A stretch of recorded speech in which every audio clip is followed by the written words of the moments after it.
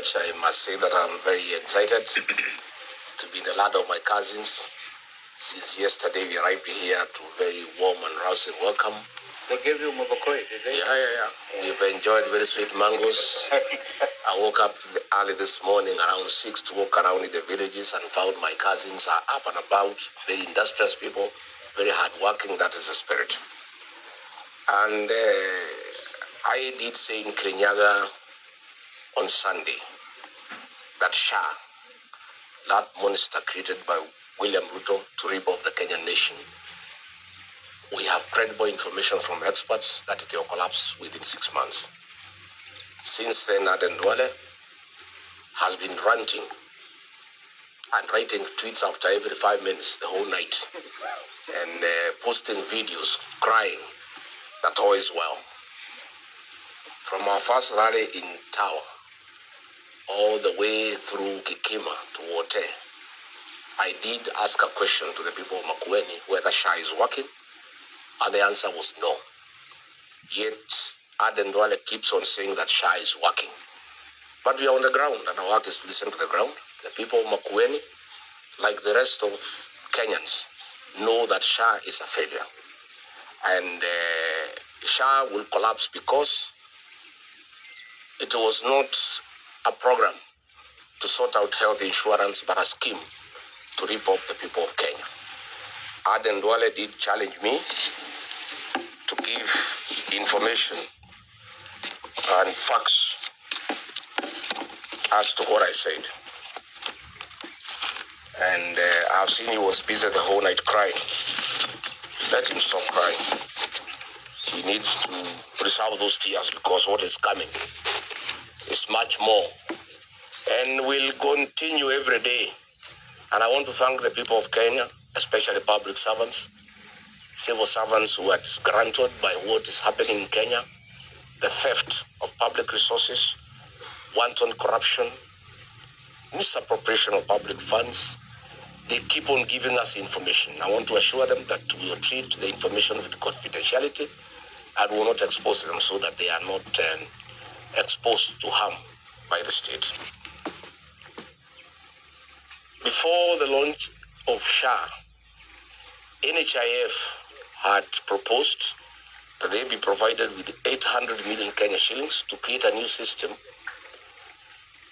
to upgrade the system that they had, to make it compliant to the present times.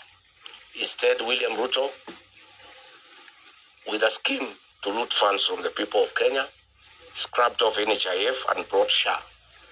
And a system was procured at a cost of 104 billion Kenya shillings.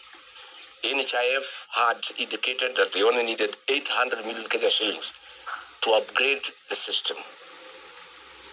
A consortium was created, and in this consortium there was Apero Limited with 59.85% shares. This Apero is associated with Adani. Then Safaricom Kenya Limited, 22.56%. Then Convergence Network Solutions Limited with 17.89%. Aden Duale did ask me to provide details from the registrar of companies showing that his name is not there. He thinks Kenyans are full. His name cannot be there. The director is Abdullahi Abdi Sheikh, who is a proxy of Aden Duale.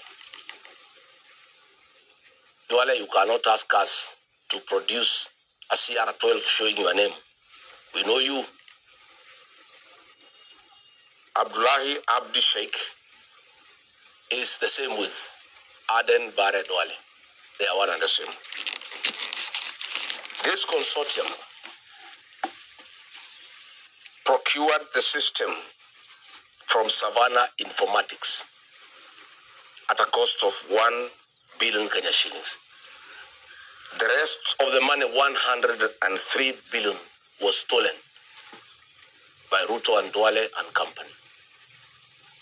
The whole system costed 1 billion shillings, which is more or less what the defunct NHIF had proposed because they had put it at 800 million. IT experts from the defunct NHIF were relocated to Dubai, where they are running this system. Every second of the month, Convergence Network Solutions Limited receives 600 million, and Aden Duale makes sure that they are paid promptly without failure, because this is money that they are stealing from the people of Kenya. And it's a shame that hospitals have rendered services to patients across the country have not been paid, and they are owed billions of shillings. But this company owned by Duale is paid on the 2nd of every month.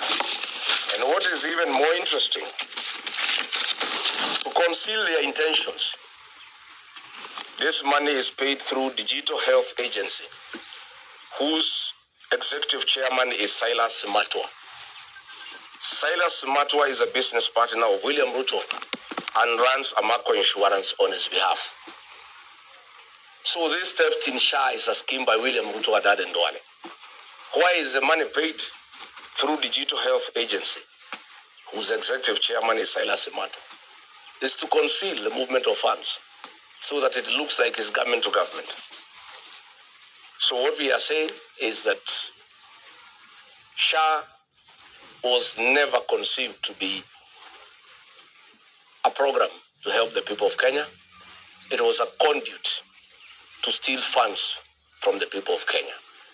Kenyans are being taxed every day, and this money is being stolen by William Ruto, Aden Duale, and company through their proxies, Silas Matwa, and others. Again, I did talk about e-citizen, and I said when I was in office, William Ruto was very angry that e-citizen was in private hands, and he demanded that it must be brought under government control by the Ministry of ICT and the National Treasury. And he caused a lot of fury and demanded that that should happen. Little did I know this was a scheme to smoke out the owner so that he can negotiate with them. And when they eventually presented themselves, he demanded that they cede 80% of the company to him through a proxy called Linus Kipngetich. Again, Linus Kipngetich, who is now working in State House, holds 190,000 shares in Amaco on behalf of William Ruto. And it is him who withdrew 6.3 billion shillings in cash from Equity from the e-citizen account. It's a shame that in Kenyatta National Hospital, patients pay for their stay there through e-citizen, but no funds are remitted back to the hospital to help the patients, to buy drugs, to buy reagents, and to buy food. Indeed, patients in Kenyatta National Hospital are not dying because of the disease that brought them to hospital, but they are dying for lack of food. It's a shame. So as we speak, we are excited to be here in Makueni because the people are resolute that they want to be part and parcel of the forthcoming liberation of the Republic of Kenya. And we are very encouraged from what we have seen. And we want to assure the people of Makueni and indeed the entire country that we are clear that we will do what they want. They want us to give them a single presidential candidate to face William Ruto. That determination from our party's leaders is firm and nothing can change.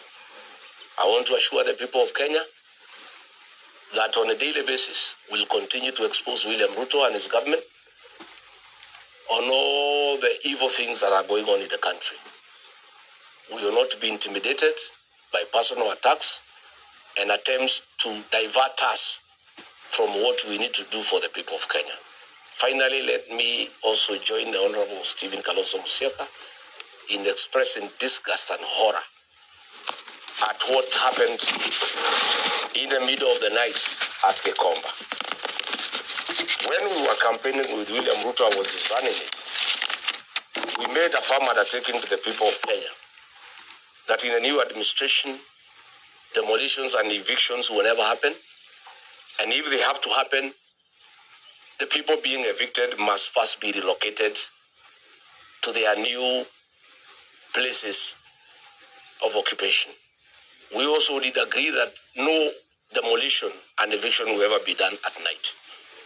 I started differing with William Ruto, our second year in office, when he went against what we had agreed and started a systematic program of evicting people from their land and from where they have lived for life.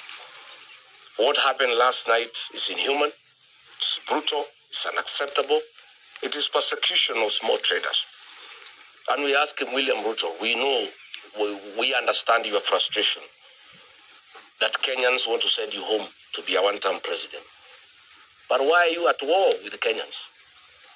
You are at war with the Kenyans. Why do you release policemen and other people with such vicious brutality in the middle of the night to persecute the people of Kenya? The purported arrest of Sakaja was diversionary. It was a red herring. It was meant to divert attention as cruel and inhuman actions were being planned by William Ruto and the police. I want to ask the traders to take heart and to appreciate that difficult as things are, our day is coming. And we have a date with William Ruto next year on the 10th of August.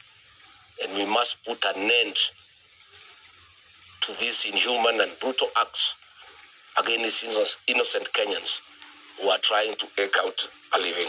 Thank you very much.